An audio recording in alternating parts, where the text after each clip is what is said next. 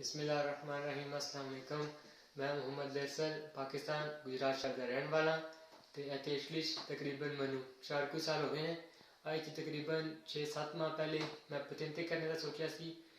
पतंते करने वास्ते मैं मुख्तलिफ जगह पर वर्क किया है पर मैनू कोई भी चीज़ चंगी नहीं लगी।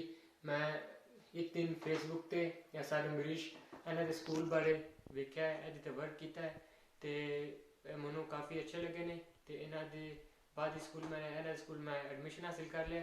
तो इन्हें मैनू इंतहाई निक्के जे अरसे तकरीबन 1.5-2 महीने पहले 1.5-2 महीने इन्हें मैनू लाइसेंस ला दिता है। तो मैं जो फुल रोज़ा हासिल कर लिया। मैं सारा का बड़ा शुक्रगुजार हाँ। सारा ने मैनू इंतहाई निक्के जे अरसे मेरी तैयारी करवाई है तो मैनू लाइसेंस लैके दिता है। तो मैं अपने भैन भाइयों यही कहना चाहूँगा जिन्होंने जुबान नहीं भी आती वो भी सारा उनको ट्राई करन। इंशाअल्लाह ताला सारे थोड़ी बहुत मदद करन ते तुहानू एक लफ्ज़ समझाण दे। जे तुहानू एक बार समझ नहीं आया तुहानू 20 बारी समझाण दे। तो सारा दी 11 जबाना ते अबूर हासिल है। तो सारा दियां जड़ियां खिदमात ने वो इतने अदालतें इटालियन अदालतें हासिल की जांदियां ने।